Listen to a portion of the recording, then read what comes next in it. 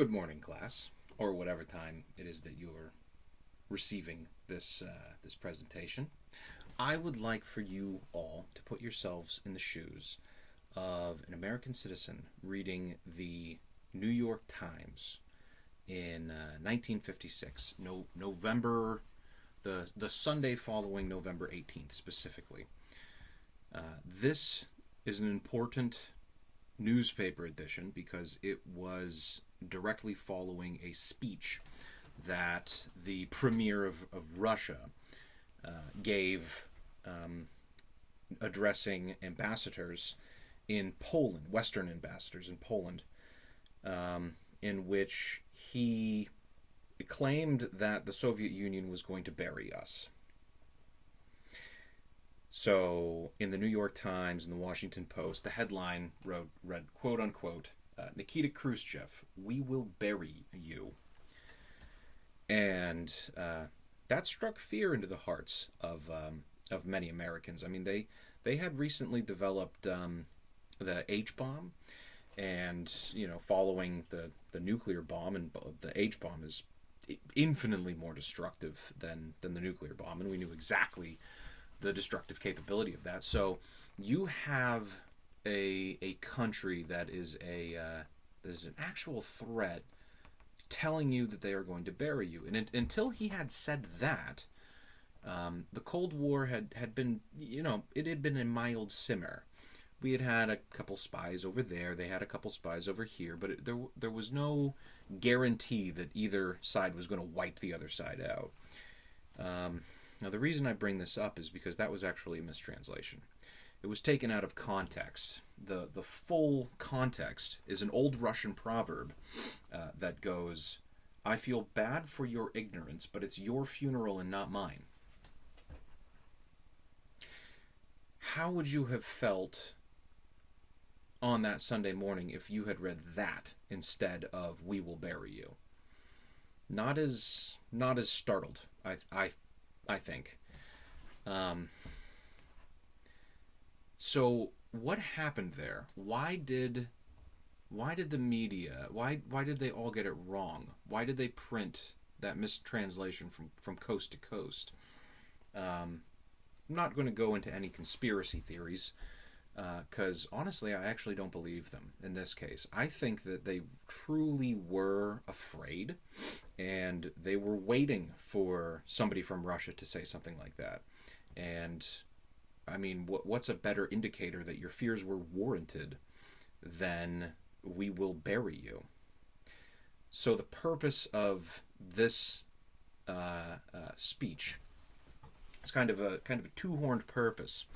I want to convey that being overly emotional and not being able to separate yourselves from your emotions while you're communicating is it can have some pretty dire consequences, even on like a global large scale, not just in your personal lives.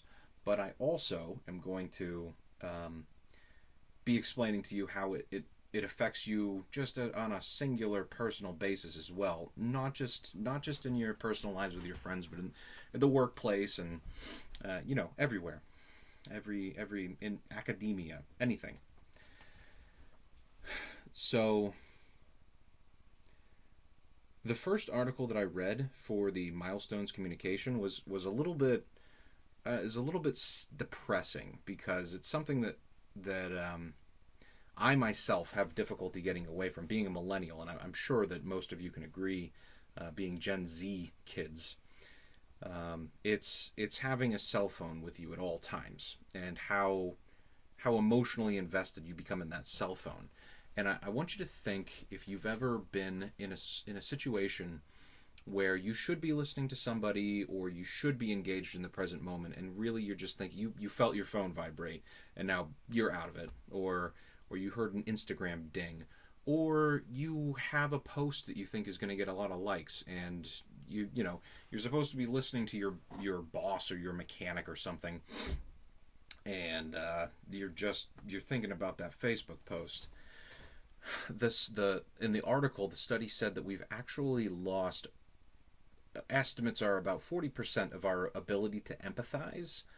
So our ability to connect with our fellow human being because of these devices that we carry around with us at all times. Now, I mean, just aside from taking yourself out of the present moment to snap a selfie and throw it on Instagram, that's a huge issue that has wide-reaching implications. It could affect us on every societal level. So they came up with a specific mindfulness meditation for this issue, and the whole thing is, the whole point to this meditation is to break your unfeathered connection with your cell phone. And I think that would be hugely beneficial. Now, on to the next article. It claimed that not just it said that communication isn't just in the top 10 complaints given by workers when they were polled. It's actually the top 9 complaints is poor communication. Now, how could mindfulness come into that environment? I would argue that, like, getting into some sort of an emotional back and forth with your boss where, like, you're angry and they're angry, it circles in on itself into a vicious circle, and there's no benefit to it. Even if, while you're being mindful, it's not reciprocated, it's not a better situation for you to not be mindful. If you're the employee and here's your boss. If you're the boss, it is of paramount importance that you listen to your employees. I actually have a little experience in this. I've employed people before, and I fired all of them. And looking back on it, after reading that article, it was all because of communication. The importance in that venue cannot be overstated. Now, the third article that I read was about how mindfulness meditation can actually increase the gray brain matter that you have in your brain. We're all taught that brain matter, you're just kind of born with it, and it develops until you're like 18 or something like that, and then you're done. You're not making any more brain. Perhaps unless you meditate every now and then, because they were seeing some massive gains in the gray brain matter, and it's worth mentioning that gray brain matter, the higher of a percent of gray brain matter that you have, research shows that you are better able to deal with stress. Now, I would wonder, those people who opened their newspapers, let alone the people who printed the newspapers with the mistranslation, if they had more gray brain matter at the time, maybe they wouldn't have freaked out as much as they did. Maybe everybody wouldn't have invested in bunkers and all that nonsense that they did in the late 50s and early 60s, because they would have been able to detach from their emotions, and they would have had just a better mindset to come at it from. So, in summation,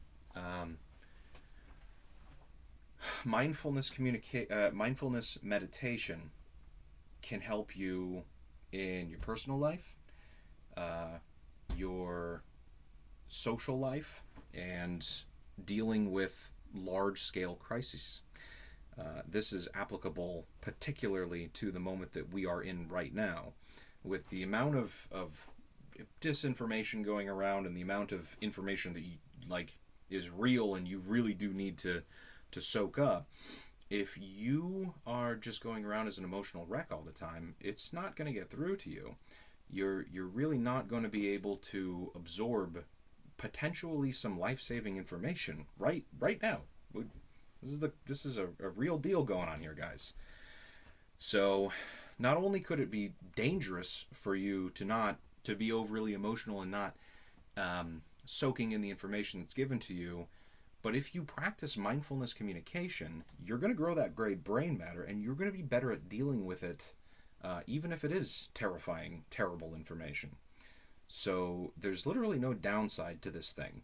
I mean, I guess the only downside to this thing would be if you did it all day, every day, and nobody's in danger of that. We're not too far over the scale of we all meditate too often. You gotta go far away from the United States of America to find that. Um, so yeah, there you have it. Get out there and meditate, kids.